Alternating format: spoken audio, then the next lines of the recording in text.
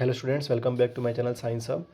तो आज मैं लेके आया हूँ आपके लिए मोशन चैप्टर के जितने भी ग्राफ्स हैं वो सारे हम ग्राफ करने वाले हैं। ग्राफ के ऊपर ग्राफ से रिलेटेड जो भी क्वेश्चन आते हैं वो भी हम सारे डिस्कस करने वाले हैं इसी वीडियो में। ज़्यादा लंबी नहीं होगी, शॉर्ट में आप ख़त्म कर देंगे। ठीक है, तो शुरू करते हैं हम। पहला ग्राफ है हमारा एस टी ग्राफ। एस मतलब होता है डिस्टेंस, तो यानी कि हम डिस्टेंस टाइम ग्राफ की बात कर रहे हैं।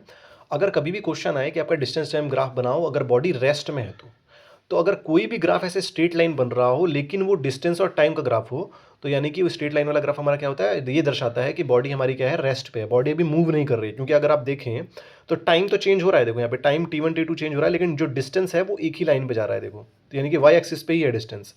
अगर मैं यहाँ पे मान लूँ कोई भी नंबर तो डिस्टेंस इतना ही होगा।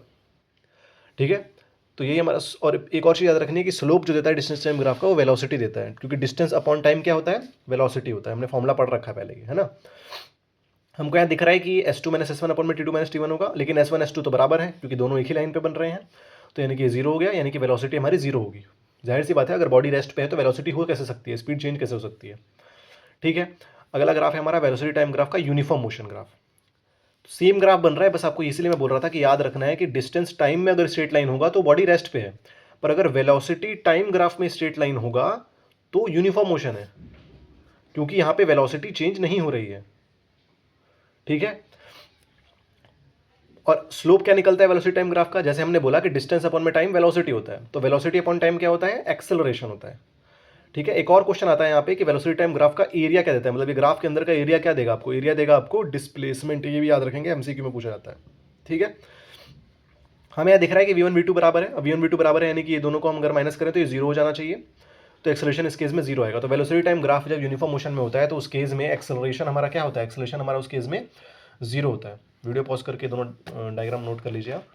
ठीक है, अब हम बढ़ते हैं नेक्स्ट पे। नेक्स्ट है हमारा डिस्टेंस टाइम ग्राफ, वो भी यूनिफॉर्म मोशन के लिए। तो अगर यूनिफॉर्म मोशन मतलब क्या होता है, हमने पढ़ा था कि टाइम भी चेंज होता रहा है और टाइम के साथ साथ डिस्टेंस भी यूनिफॉर्मली चेंज होता रहा है। मतलब कि टाइम T1 पे जितना डिस्टेंस चेंज हुआ है उतना ही टाइम T2 पे भी होना चाहिए।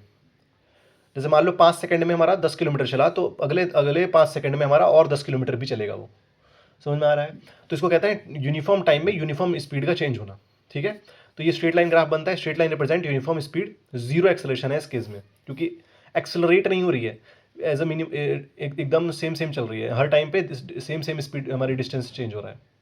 अगर हर टाइम पे सेम सेम डिस्टेंस चेंज नहीं हो रहा होता तो वेलोसिटी एक्सेलरेट हो रही होती है। एक्सेलरेट इन द सेंस कि देखो मान लो अगर यहाँ पे मेरा पहले 5 सेकंड में 10 चला तो अगले 5 में ये 15 चल देगा, तो इसको कहते हैं एक्सेलरेशन। एक्सेलरेशन हो रहा है, पर यहाँ एक्सेलरेशन नहीं हो रहा है क्योंकि हर 5 सेकंड में 10-10 ही चल रहा है वो। ठीक है, हर 5 सेकंड में सेम डिस्टेंस ट्रेवल करना चाहिए, उसको हम कहते हैं यूनिफॉर्म मोशन का ग्राफ। हमने बता दिया था इसका हम कैसे निकालते हैं स्लोप, तो स्लोप निकालने का फॉर्मूला है ये। लेकिन अगर डिस्टेंस टाइम ग्राफ हम नॉन यूनिफॉर्म मोशन में करें, नॉन यूनिफॉर्म मोशन में मतलब कि स्पीड हमारी चेंज हो रही होगी, कॉन्टिन्यूस इंक्रीज हो रहा होगा, तो यहाँ एक्सेलरेशन होगा मतलब। ठीक है, मान लो पहले 5 में 10 गया तो अगले 5 में 15 चला गया, फिर अगले 5 में हमारा 20 चला गया, ऐसे करके यूनिफॉर्मली एक्सेलरेट हो रही है स्पीड। तो ये हमारा नॉन यूनिफॉर्म मोशन का डिस्टेंस टाइम ग्राफ है। लेकिन हो सकता है कि स्पीड यूनिफॉर्मली डिक्रीज भी हो रही हो, तो भी हमारा हो सकता है नॉन यूनिफॉर्म मोशन। बढ़ रही है तो घट भी तो सकती है, तो अगर यूनिफॉर्मली स्पीड डिक्रीज हो रही होगी तो भी हमारा ये बन सकता है। तो आपको पेपर में ये ध्यान रखना है कि दिया क्या है, स्पीड डी एक्सेलरेट हो रही है या एक्सेलरेट हो रही है। डी एक्सेलरेट मतलब कम, एक्सेलरेट मतलब ज़्यादा हो रही है कि नहीं। ठीक है, तो ये डिस्टेंस टाइम ग्राफ हमारा था। समझ में आया किसी को, नोट कर लीजिए इसको, आगे बढ़ते हैं। तो अगला हमारा ग्राफ है velocity time graph. Velocity time graph for D accelerated हम बोल रहे हैं। डी एक्सेलरेटेड मतलब जब घट रहा होगा, स्पीड घट रही होगी तब। ठीक है, मतलब वेलोसिटी हमारी कम हो रही होगी। अब डी एक्सेलरेटेड ग्राफ में भी ना यूनिफॉर्म भी होता है, नॉन यूनिफॉर्म भी होता है। मतलब अगर स्पीड कम हो रही है तो हो सकता है वो यूनिफॉर्मली कम हो रही हो, या हो सकता है स्पीड हमारी नॉन यूनिफॉर्मली कम हो रही हो।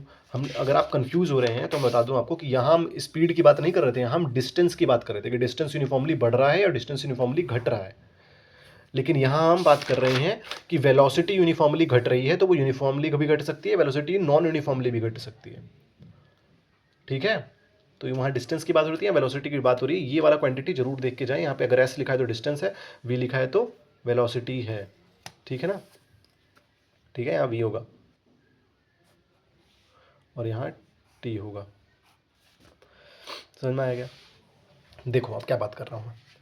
अगर वेलोसिटी टाइम ग्राफ है डी एक्सेलरेशन का, मतलब वेलोसिटी घट रही है लेकिन वो भी यूनिफॉर्मली घट रही है, मतलब कि हर सेकेंड 5-5 किलोमीटर पर आवर से स्पीड घट रही है।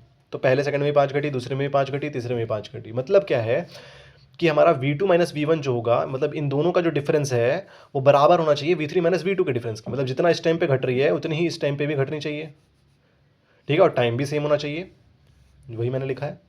तो इसी को हम कहते हैं क्या, डीएक्सलरेटेड यूनिफॉर्म मोशन, यानी कि इन दोनों केस में एक्सेलरेशन जो होगा, घटने की दर जो होगी वो सेम होगी, क्योंकि acceleration rate of change of velocity होता है, कितने रेट से वेलोसिटी कम हो रही है वो सेम होनी चाहिए इस केस में, डीएक्सलरेटेड यूनिफॉर्म मोशन में, ठीक है।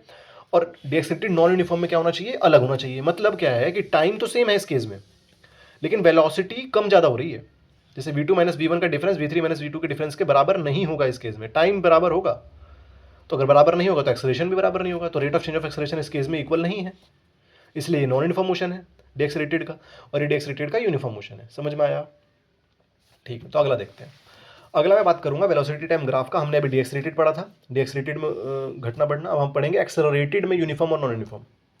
अगर वेलोसिटी टाइम ग्राफ में एक्सेलरेटेड है, एक्सेलरेटेड मतलब कि यूनिफॉर्मली एक्सेलरेट हो रहा है, मतलब जितने हर टाइम में सेम सेम वेलोसिटी इंक्रीज हो रही है। पहले 5 सेकंड में हमारी 5 किलोमीटर बढ़ी, अगले 5 सेकंड में फिर 5 किलोमीटर बढ़ी, फिर 5 किलोमीटर अगले 5 सेकंड में बढ़ी, तो टाइम भी सेम सेम बढ़ रहा है और वेलोसिटी भी सेम सेम बढ़ रही है, तो उसको हम कहेंगे यूनिफॉर्म मोशन हो रहा है, यानी कि एक्सेलरेशन का velocity time graph uniformly accelerate कर रही है। इसका स्लोप हमने बताया था V2 minus V1 upon T2 minus T1 करके निकाल देते हैं, क्योंकि वेलोसिटी अपॉन में टाइम क्या होता है, एक्सेलरेशन होता है। सिंपल है।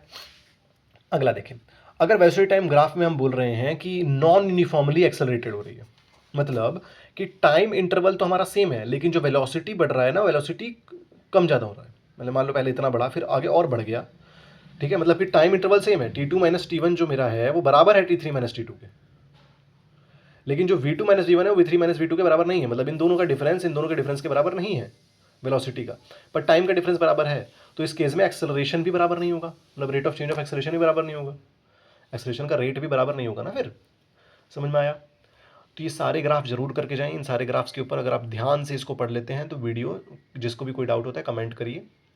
इससे बाहर ग्राफ का क्वेश्चन आपके पेपर में बिल्कुल भी नहीं आएगा, अगर आपको ये सारे ग्राफ अच्छे से आते हैं तो। ठीक है, चैनल पर बने रहें, आगे ऐसे ही हमारे और चैप्टर लाते रहेंगे। जब तक के लिए चैनल को लाइक करें, सब्सक्राइब करें, बेल आइकन को दबाना ना भूलें। तब तक के लिए जय हिंद।